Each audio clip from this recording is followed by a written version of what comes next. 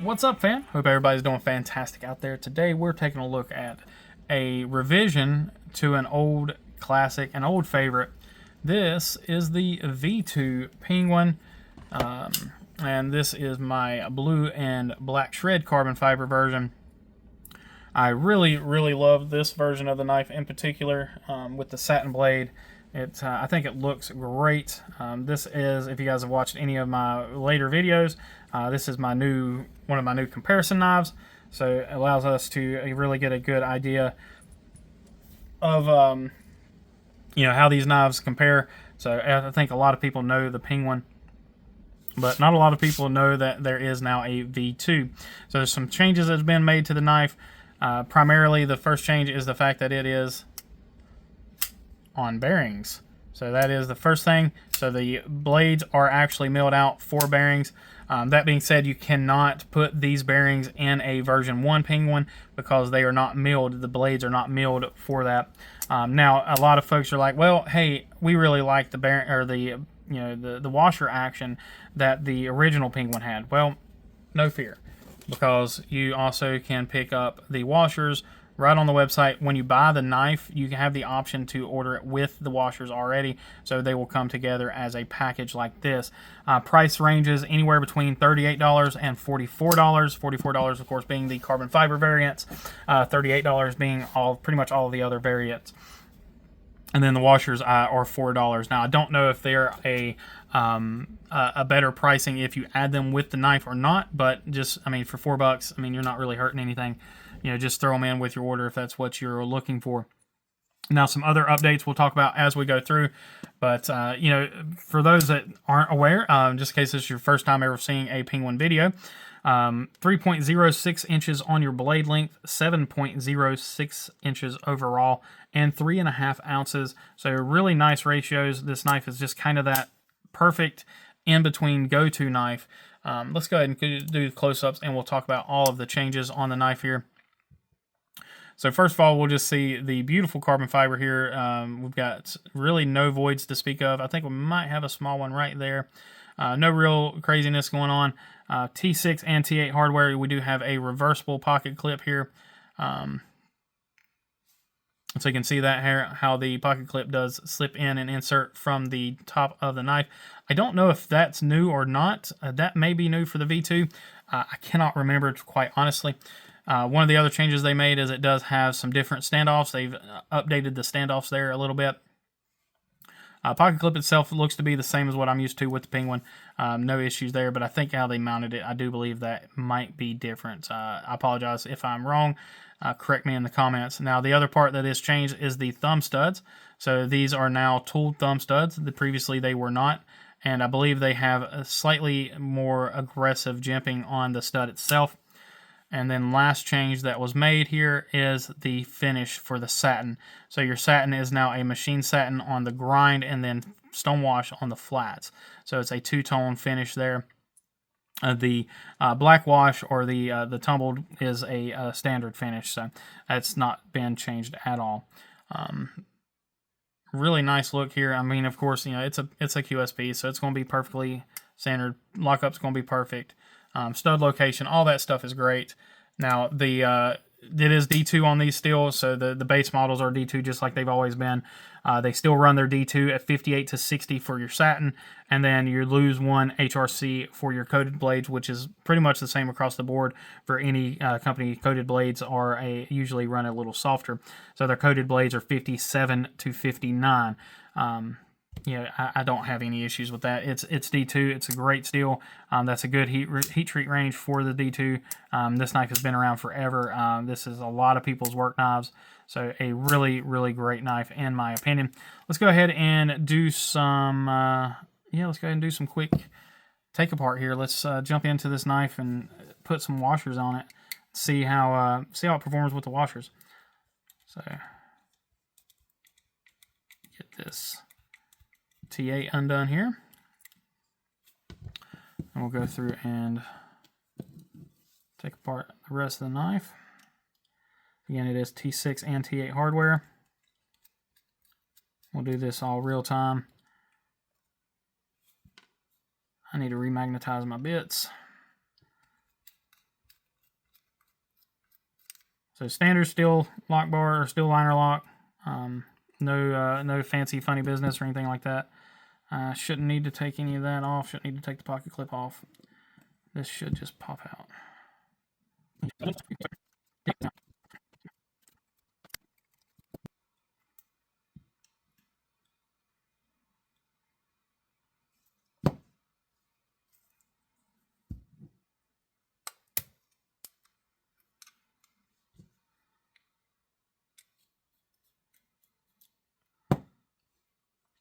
All right, there we go. Like I said, it was just a little tight in there. No worries though. Go ahead and get this thing pulled apart here. I'm gonna go ahead and grab me a rag and clean everything up as we're going.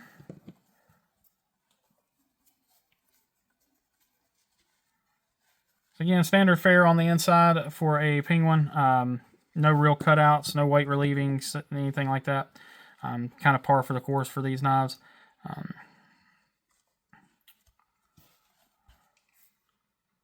and get this line back up. Get that all lined up. Make sure our stop pin is back in. Alright, so just standard bearing, as you guys can see there. Or maybe not, depending on whether or not I'm on screen. I haven't actually showed that or not. So, I think my rag ate one of the bearings.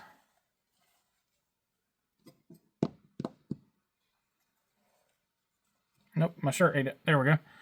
So, just a standard bearing, nothing crazy, nothing special. Go ahead and clean this off here. Some of that lube off there. Now we can just go ahead and install it with our washers.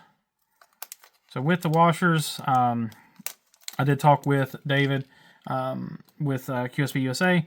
He did say that he suggests using the Teflon washers on the inside. So we'll do our phosphor bronze washer,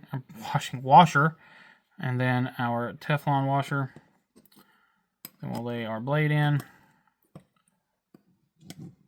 Now, typically with a washer action, I do not use any lube on these, just because they are typically self-lubricating, and you just unless you have a really lightweight oil, in which case you can use some of that. But in this case, I'm not going to keep it like this. So unless it's really nice, I mean, it might surprise me, but typically I'm going to just put the washers or put the bearings back in it. So. And we will go ahead and get everything lined back up here. Get this pivot line back up. Alright guys, I apologize for that jump cut there. This thing was fighting me and I had to take it off camera. So I ended up pulling the scale off. No issues there, it's just you remove the clip screws. But I had to do that to see why it wasn't lining up. And it's just, this thing has really tight tolerances, quite honestly. And what I ended up doing is I just ended up loosening up the back barrel spacers here, which allowed me to get them to move just a little bit and get this thing to line up. So now that I have that on there, I'm just going to go ahead and set the scale back on it, and we will just go from there and try to start just putting this thing back together so we can see what this action is like with washers. I think it's going to stay on washers for just a little bit, just because I don't know if I'm going to want to take this thing back apart and deal with it again that quickly. But from what I believe, these things are going to be really nice on these washers anyway. So I don't think there's going to be much of an issue to be had with it. So let's go ahead and get these screws back in on our pocket clip. Make sure everything's lined up good. Make sure everything looks good here. Yeah. Get our screws back in.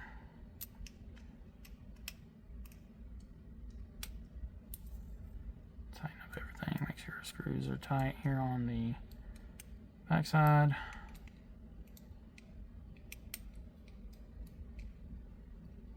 And we will go ahead and put our pivot back on.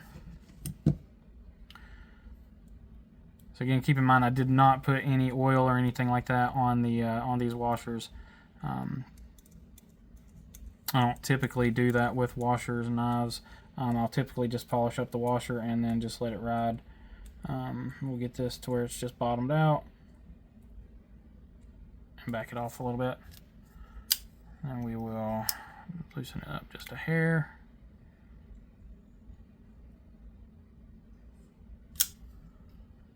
Yep. So now we have that typical washer action from the let's see, we just stand just a little bit less.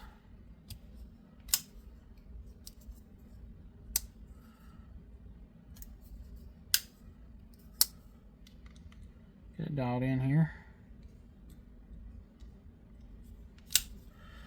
Yep, so now that is your typical washer action with the Penguin. Now this is a unbroken in, again, unoiled, anything like that. Now typically, like what I would do is, like I said, I would typically go ahead and polish up those washers. You may want to do a like a really light coat of some sort of micro oil or anything like that, but it's nice and smooth, no issues there, and like I said, it will break in over time. I will eventually end up putting my bearings back in it. Like I said, I just don't feel like fighting with that again tonight. So, yeah, that's all I'm going to have on this one. I just want to show you guys the updates on the Penguin V2 and let you guys see how to install those washers if you choose to do so.